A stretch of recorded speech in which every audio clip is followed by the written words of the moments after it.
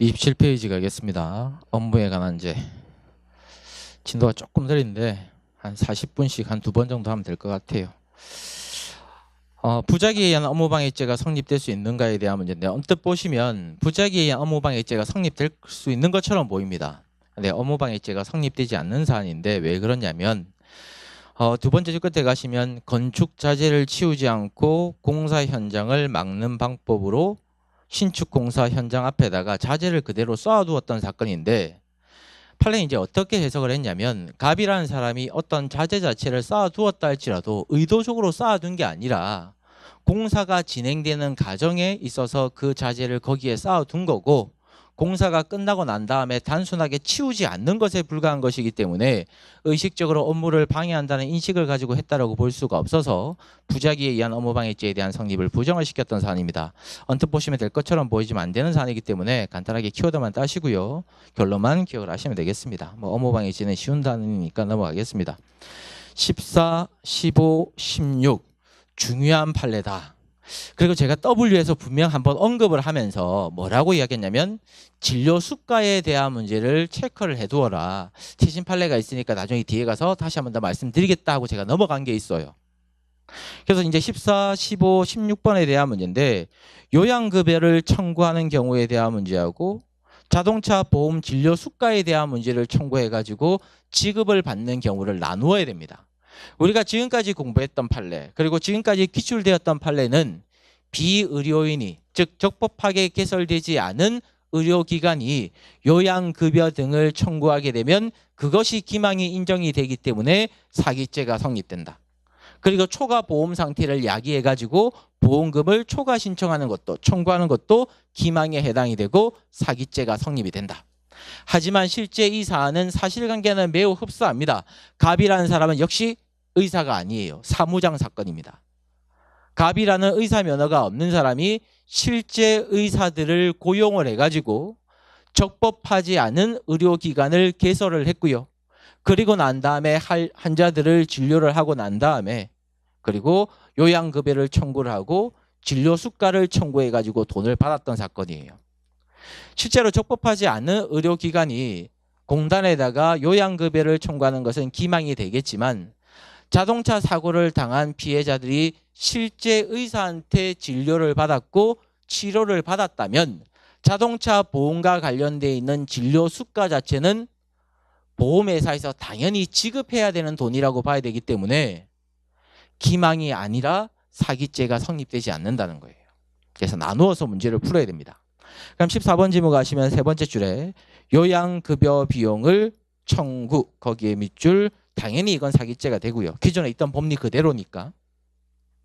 15번 지문 두 번째 줄에 자동차 보험 진료 수가, 여기다 키워드 따야 되겠죠. 교통사고를 당한 사람이 입원을 해가지고 실제 의사들한테 치료를 받고 보험회사에 청구를 하는 자동차 보험 진료 수가는 설사 적법하게 개설되지 않은 의료기관이라 할지라도 환자가 실제 의사들한테 진료를 받았다면 보험회사에서 당연히 지급을 해야 되는 돈이기 때문에 이것을 청구했다 할지라도 기망이라고 볼 수가 없다. 따라서 사기죄가 성립되지 않습니다. 위에 있는 14번 지문하고 비교하시고요. 옳은 지문이에요. 그리고 결국에는 보험 진료 수가를 청구하게 되면 16번 지문 제일 끝에 실손 의료비를 지급합니다. 그러면 보험 진료 수가를 청구해서 실손 의료비를 지급받아도 기망이라고 볼 수 있겠습니까? 없죠. 왜? 진료 수가 청구하는 행위가 처음부터 기망이 아니기 때문에 그 청구를 통해서 실손 의료비를 지급을 받는다 할지라도 그것도 기망이라고 볼 수 없다는 거예요. 그래서 14번 지문하고 15, 16번 지문은 비교를 좀 하시고요. 빠져있는 쟁점이 하나 더 있는데 해설 부분 가시면 제일 끝으로 가보겠습니다. 29페이지. 제일 밑에 줄에서 4줄 위에 가시면 따라서 다음 줄, 밑줄이 미리 꺼져 있는데 29페이지. 29페이지 제일 위에. 저하고 여러분들 페이지가 다른가? 같은데요. 29페이지 제일 위에 가시면 17번 지문 위에 있죠. 특별한 사정이 없는 한 그 밑에 줄부터 보험회사의 실손 의료비 지급 의무에 영향을 미칠 수 있는 사유가 아니라고 보아야 되기 때문에 의료기관이 보험회사 등에다가 이를 고지하지 않은 상태에서 실손 의료비를 지급을 받는다든지 진료 수가를 청구를 한다든지 또는 환자들한테 진료를 받았다는 키워드 진료 사실 증명을 발급 거기다가 키워드 실제로 환자들이 의사들한테 진료를 받았습니까? 받지 않았습니까? 의사한테 실제로 진료를 받았다면 진료를 받았다는 증명 서류를 설사 발급을 해줬다 할지라도 그것도 기망이라고 볼 수는 없다는 거예요. 왜? 적법하지 않은 의료기관일 뿐이지 실제로 진료는 누구한테 받았으니까? 의사한테 받았으니까. 17번 뭐 중요한 판례긴 한데 이렇게 복잡하게 사실관계로 나올 건 아닌 것 같고요. 판례의 법리 위주로는 출제될 가능성이 있습니다. 뭐 종교적인 활동이라든지 간섭을 통해서 기도비를 받게 되었을 때 사기죄가 성립될 수 있는가 없는가에 대한 문제예요. 사실관계는 나중에 여러분들 한번 읽어보십시오. 와이프가 아픈데 땡중 옆에 있던 어떤 사람이 야 내가 고쳐줄 수 있다. 나한테 맡기라고 이야기하는 거죠. 옆에 있던 갑이라는 사람이 너희 와이프를 낫게 하기 위해서는 3천만 원이 필요하고 너희 딸을 길흉하복에서부터 벗어나기 위해서는 500만 원이 필요하고 계속적으로 기도비를 받는 거예요. 그래서 1억 원이 넘게 기도비를 받았던 사건입니다. 사실관계가 쭉 나와 있는데 해설 부분 가보시면 세 번째 줄 중간에 그리고 다음부터 피고인이 피해자한테 불행을 고지하거나 길흉하복에 관한 어떠한 결과를 약속하고 기도비 명목으로 대가를 받게 되었을 때 정통적인 간섭, 종교행위로부터 허용될 수 있는 범위를 넘어섰다라고 봐야 되기 때문에 기도비를 받는 것도 기망이라고 볼 수가 있고 사기죄가 성립이 됩니다. 갑이라는 사람이 당연히 길흉하복을 자기가 좌지우지할 수 있습니까? 좌지우지할 수도 없는데도 불구하고 내가 길흉하복을 좌지우지하겠다. 정신분열증을 낫게 해주겠다. 말이 안 되죠.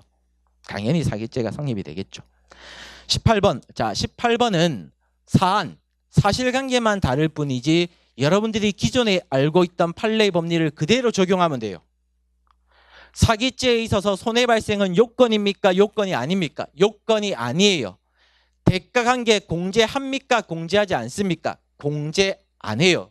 그러면 자 임원이 첫 번째 전단에 가시면 허위의 재무제표를 만들었고 그 허위로 만들어진 재무제표를 통해서 은행에 가가지고 대출을 받았는데 그냥 대출을 받은 게 아니라 두 번째 줄 끝에 가면 뭐를 담보로 설정했습니까? 선박 등을 담보로 설정했죠. 이게 바로 사기를 치는 가정에 대가를 지급한 거예요? 안 한 거예요? 대가를 지급한 거죠. 공제합니까? 안 합니까? 안 하죠. 그러니까 세 번째 줄에 담보 상당액을 공제한 차액이다? 아니죠. 공제할 필요 없이 대출금 전부가 편취액이 되겠죠. 사안만 다른 거예요. 이거는 판례의 법리는 그대로입니다.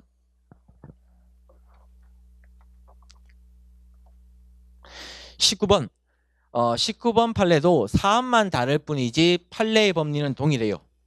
사기죄의 고의가 최신 판례가 많고 사기죄에 대한 고의가 최근에 출제가 잘 된다라고 제가 몇 번에 걸쳐서 말씀드린 적이 있습니다. 사기죄에 대한 고의는 언제를 기준해서 판단합니까?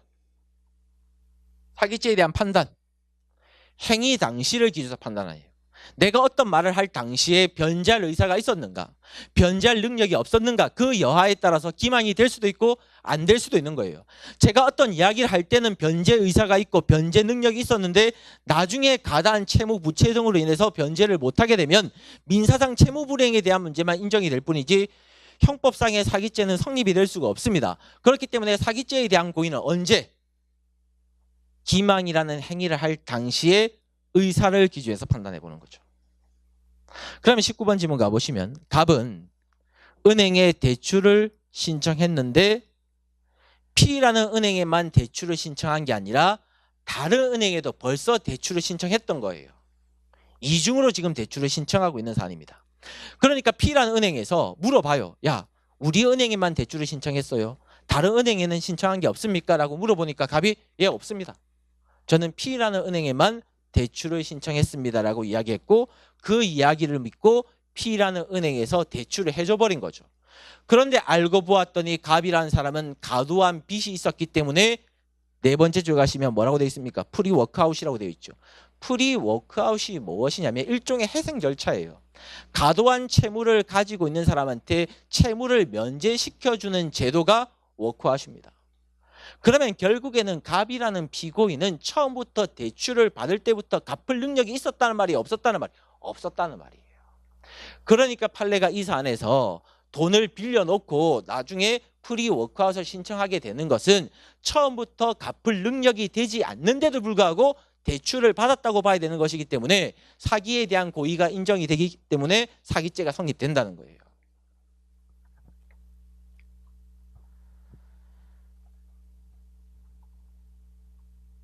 이거와 관련된 판례 뭐가 있습니까? 금전 소비대차.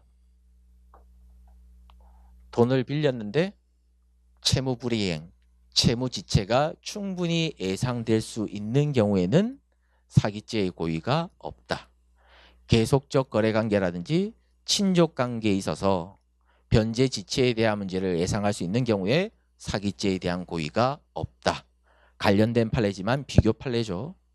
중요한 판례니까 같이 좀 연결하시고요. 넘어가겠습니다. 두둥 20번, 21번 출제될 가능성 1순위. 이거 해야 됩니까? 말아야 됩니까? 너무 많이 해서 넘어가야 돼요. 아니면 처음 보시는 분들을 위해서 제가 해야 됩니까? 20번하고 21번 지문은 반드시 비교해야 되는 판례입니다. 판사 안 할 거예요. 안 할 겁니다. 이거는 제가 아주 중요한 판례지만 벌써 제가 1순환, 2순환, 3순환, 4순환 과정에 있어서 많이 반복을 했던 사안이기 때문에 넘어가겠습니다. 일단 20번 판례는 말로서만 정리할게요. 쟁점이 한 가지입니까? 두 가지입니까? 두 가지예요. 기출 제가 다 빼버렸는데 간접정범을 통해서 사기죄를 범하게 되는 경우에 이용되는 사람에 대한 사기죄는 된다 안 된다. 이용당하는 사람에 대한 사기죄는 성립되지 않는다. 그리고 돈을 입금을 받고 난 다음에 그것을 소비하게 되었을 때 횡령죄가 성립될 수 있다 없다. 횡령죄가 성립될 수 없다. 왜?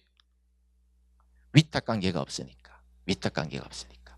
횡령죄에 대한 주체는 위탁관계를 통한 보관자에 대한 지위가 인정이 돼야 되는데 20번 지문은 위탁관계를 통한 보관자에 대한 지위가 인정이 될 수가 없기 때문에 보이스피싱을 하는 정범도 횡령죄가 안 되고 도와주는 방조범이 그것을 소비를 해도 횡령죄가 안 되는 거예요. 그죠? 여기서는 피고인이 한 사람이 아니라 두 사람입니다. 누구? 정범도 피고인, 방조범도 피고인이었죠. 21번 지문 전압 판례. 올해 시험에 출제될 가능성이 매우 높은 판례죠. 20번, 21번 다 중요한 판례. 20번과 21번의 차이는 어디에 있다? 어디에 있어요? 위에는 사기방조죄가 성립되는 사안, 성립되지 않는 사안. 성립되는 사안. 밑에 있는 21번 지문은 사기방조죄가 성립되는 사안, 성립되지 않는 사안. 성립되지 않는 사안. 그러면 정리를 해보면 위에는 20번 지문은 사기방조죄가 성립되는 것을 전제로 했을 때는 위탁관계를 통한 보관자에 대한 지위가 인정이 될 수가 없기 때문에 횡령죄가 성립되지 않겠지만 21번 지문처럼 사기방조로는 처벌할 수 없는 경우에는 처벌에 대한 필요성이 일단 있고 이 사안에서 다수 의견은 어떤 법리를 가져온다고 했습니까? 민법상의 법리를 가지고 온다고 했죠. 송금이 되면 송금한 사람한테 그 돈을 돌려줘야 될 의무가 있기 때문에 민법상 따라서 보관자에 대한 지위가 인정이 되므로 사기방조죄가 성립되지 않는 경우에는 횡령죄가 성립된다 안 된다? 성립됩니다. 성립돼요. 그리고 하나의 쟁점이 더 있습니다. 대포통장, 적금 매체를 빌려준 사람이 돈을 인출하게 되었을 때 피해자에 대한 횡령죄는 21번 지문 성립될 수 있겠지만 정범, 실제로 보이스피싱을 하고 있는 사기범인에 대해서는 횡령죄가 성립될 수 있는가? 안 되는 거예요. 위탁관계가 없으니까.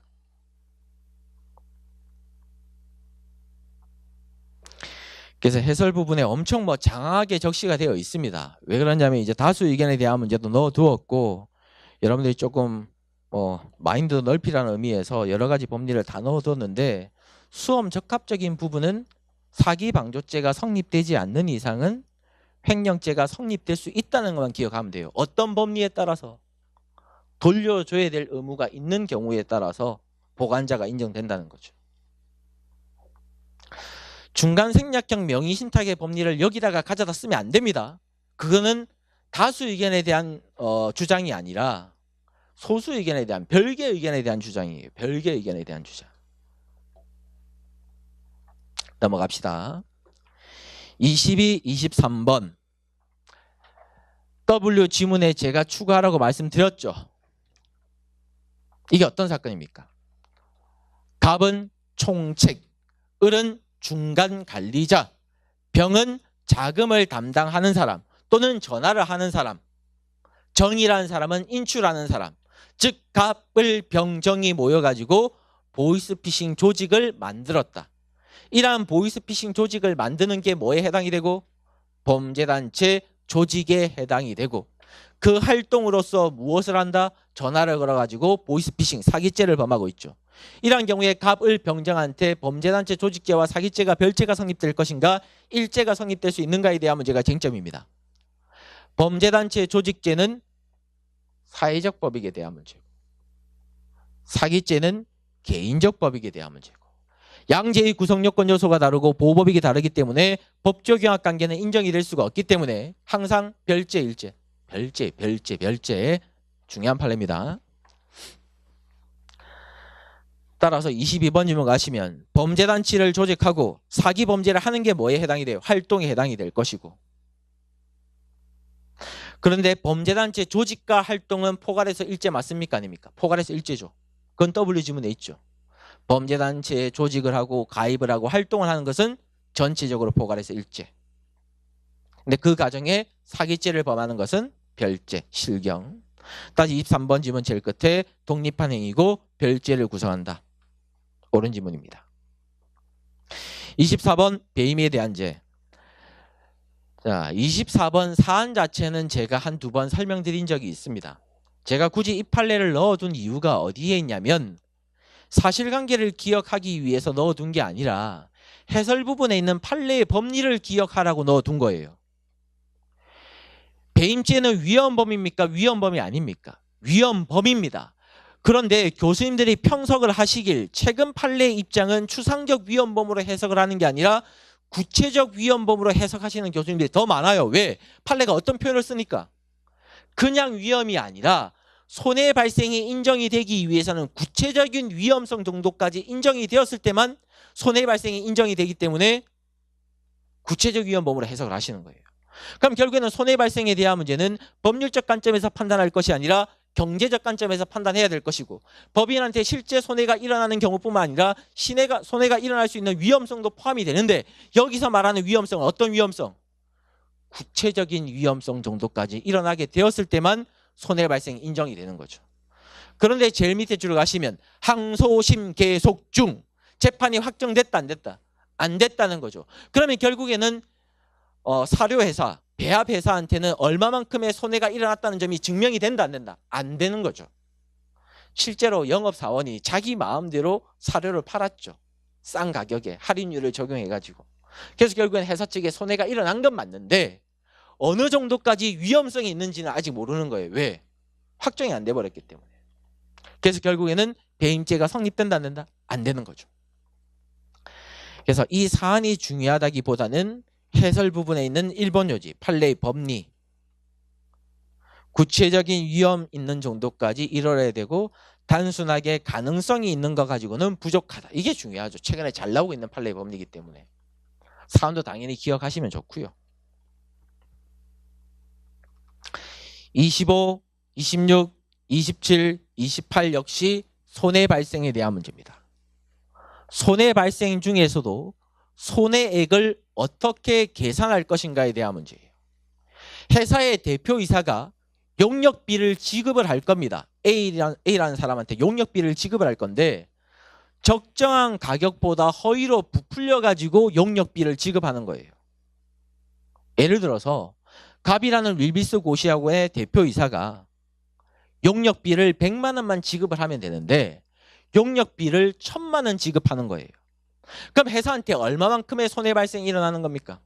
경제적 관점에서 900만 원만큼의 손해 발생이 일어나는 거죠. 그럼 결국에는 손해액은 적정한 가액에서 다시 초과 지급한 가액에서 적정한 가액을 빼버리는 게 손해액이죠. 첫 번째 중간에 가시면 25번 질문. 손해 발생에 대한 여부가 충분히 증명되지 않았다. 거기다가 밑줄. 좀 전에 보았던 판례처럼 항소심 계속 중이라면 손해 발생에 대한 여부가 충분히 증명됩니까? 안 됩니까? 아직 안 되죠. 역시 마찬가지로 이러한 경우에는 배임죄가 성립이 될 수 없습니다. 26번 지문. 이렇게 이제 사안으로 나올 수도 있겠죠. 이 판례는 중요한 판례이기 때문에. 첫 번째 끝에 다른 사업자와 용역 계약을 체결하는 과정에서 적정한 용역비의 수준을 넘어서 가지고 과다한 용역비를 지급 키워드.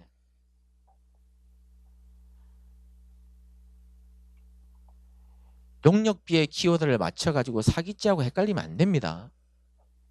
법인이 결정권자, 대표이사가 결정권자가 되는 경우에도 용역비 사건이에요.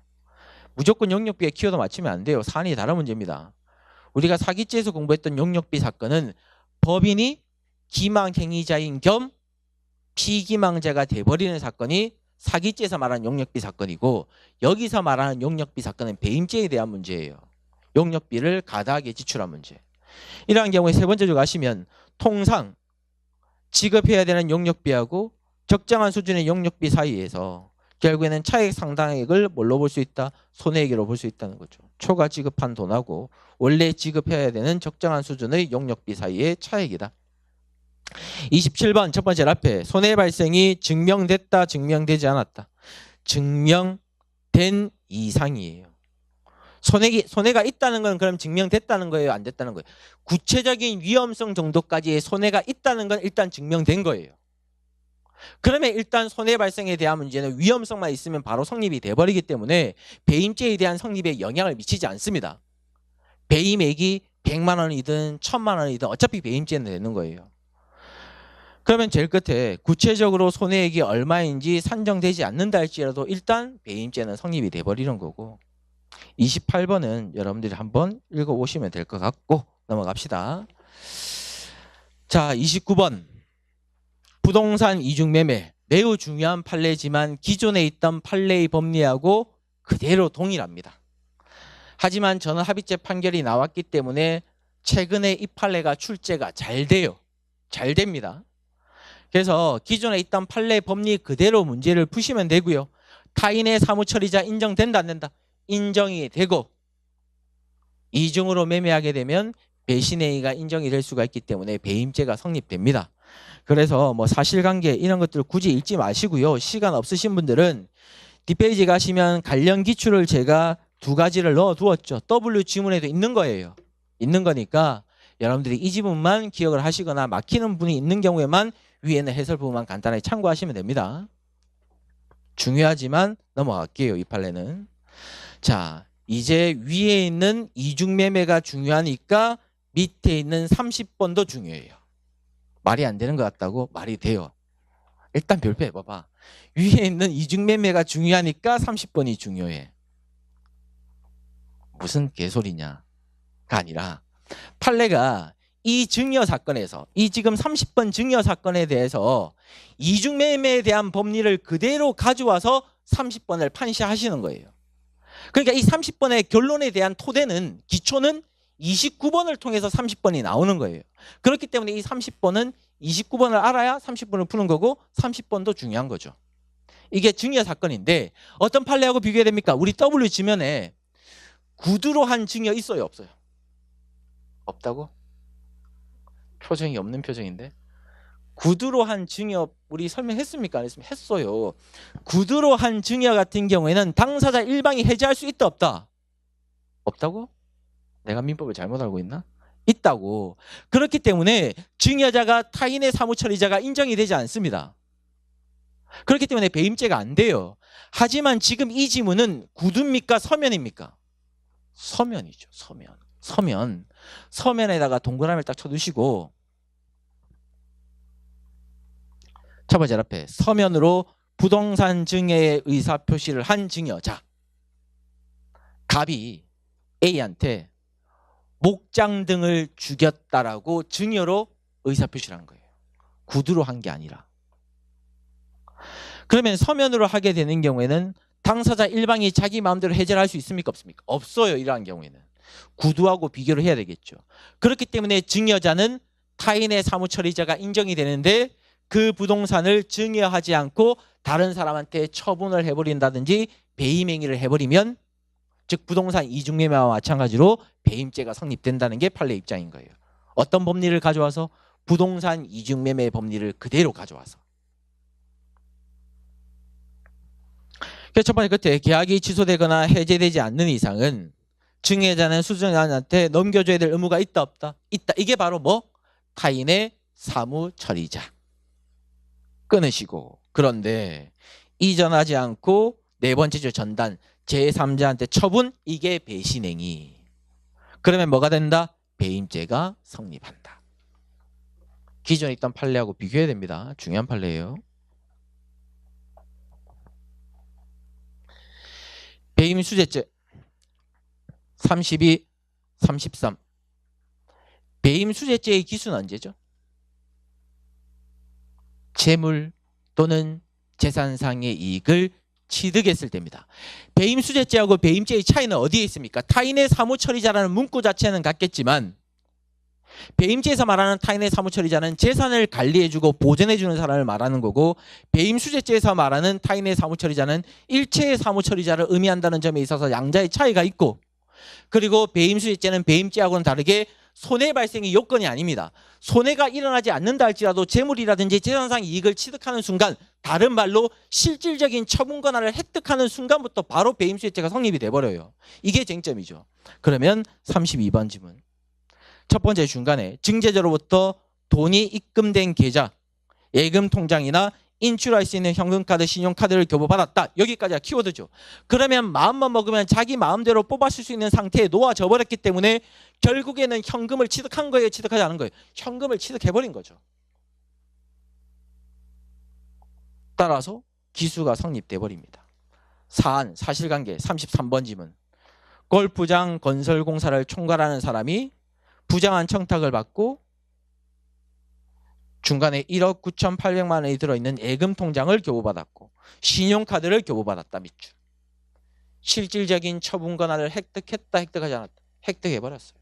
기수입니다. 40페이지 교통방해죄. 매우 중요합니다.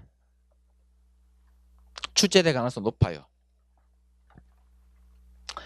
최근에 이 판례가 나오고 나서 출제된 기출은 거의 대부분 이 판례가 출제됐습니다. 이 판례가 나오고 난 다음에 시행된 시험에서는 이 판례가 거의 다 나왔어요. 경관에도 나왔고 변호사 시험 등에서도 나왔고 이 판례 잘 나오는 판례예요. 자, 이 34, 35, 36, 37번 지문은 세월호 일주기 추모행사 사건입니다. 어떤 사건? 세월호 일주기 추모행사 사건. 일반 교통방해죄는 제가 계속범이라고 했습니까? 즉시범, 상태범이라고 했습니까? 즉시범, 상태범? 계속범이에요. 계속범. 제가 이 판례를 벌써 어디서 한번 설명을 드렸었냐면 승계적 공동정범에 대한 문제에서 제가 설명을 드렸습니다. 배임죄, 횡령죄, 절도죄와 같은 상태범은 기수 이후에 가담하게 되었을 때 공동정범이 성립이 될 수가 없겠지만 범위 은닉 도피죄라든지 일반 교통방해죄, 계속범과 같은 사건, 즉 체포감금죄와 같은 것들은 범죄가 기수에 이르렀다 할지라도 위법한 상태가 계속적으로 야기가 되고 있는 경우에는 범죄가 종료했다고 볼 수가 없기 때문에 기수 이후에 가담한 사람한테도 공동정범이 성립될 수 있는 거예요. 그게 최근에 출제가 잘 되고 있습니다. 그러면 이 사안은 어떤 사안이냐면 갑이라는 사람이 지금 불법 집회에 참석은 했습니다. 참석은 했는데 처음부터 참석을 한 게 아니라 다른 가담자들이 벌써 집회를 음집하고 있고 집회에 가담하고 있는 상태에서 갑이 나중에 참석을 한 거예요. 그런데 갑이 나중에 참석해가지고 벌써 가담하고 있는 사람한테 가담해가지고 유기적인 상호 활동을 한다든지 교통을 현저히 방해하는 어떤 직접적인 원인을 제공했다라고 본다라면 기수 이후에 가담을 했다 할지라도 공동정범이 성립될 수 있다는 거죠. 그러면 나중에 가담한 사람한테 모두 다 공모 공동정범이 성립될 수 있다는 게 아니라 나중에 가담해도 일반 교통방해를 현저히 곤란할 상태까지 원인을 제공한 경우에만 공동정범이 되는 거예요. 무조건 되는 건 아니에요. 그럼 34번 지문 가시면 세 번째 줄에 어디가 틀렸어요? 모두에게가 틀렸죠. 모두에게. 결론만 보면 맞죠. 일반 교통방해죄가 성립된다. 그런데 모든 사람한테 성립되는 게 아니라 나중에 가담한 자도 뭐는 해야 된다. 암묵적 순차적 공모관계는 인정이 되어야 될 것이고 교통방해가 현저히 곤란하게 이르는 데까지 원인 행위는 개입을 해야 돼요. 제공을 해줘야 된다고. 그래서 모든 사람한테 죄가 성립되는 것은 아니라는 점을 유념을 하시고요. 35번 질문. 이건 기존부터 있던 판례의 법리죠. 불가능하거나 현저히 곤란한 상태에 이르게 되면 기수가 성립되고 결과가 현실적으로 발생할 필요 있습니까? 없죠. 이건 기존부터 있던 판례의 법리고 그리고 옆에다가 계속범이라고 적어두시면 되겠죠. 36번 질문 두 번째 줄에 교통방해를 유발할 다른 참가자들하고 암묵적 순차적인 공모관계 이게 뭐죠? 공동가공의 의사. 그리고 가담을 해가지고 위법 상태를 지속시켰다면 계속범이기 때문에 나중에 가담해도 일반 교통방해죄가 성립될 수 있는 거고 37번 사안에 대한 문제 사실관계도 기억하고 계셔야 됩니다. 첫 번째 끝에 서울광장에서 개최된 키워드 세월호 일주기 추모제 행사 집회 키워드 따시고 물론 사안보다는 법리 위주로 출제될 가능성이 높으니까 법리를 더 정확하게 기억하시고요. 두 번째 줄 끝에 가시면 질서 유지선을 넘어서 차량 방송을 따라서 도로 전차로를 점거하면서 행진. 그 말은 가담했다는 말이 하지 않았단 말이에요. 가담했다는 말이고 일반 교통이 현저하게 곤란한 상태까지 원인을 제공했다는 말입니까? 하지 않았단 말이에요. 했다는 말이에요. 그렇기 때문에 이러한 경우는 나중에 가담한 사람도 죄가 된다 안 된다. 공모 공동정범이라든지 공동정범 형태로 죄가 됩니다. 다 제일 끝에 공모 공동정범의 죄책이 인정이 된다. 옳은 지문으로 체크를 하시면 되고 다만 뒷페이지에 있는 38번 지문하고는 비교해야 돼요. 아주 흡사하게 보이지만 37번 지문하고 38번 지문은 결론이 전혀 다릅니다.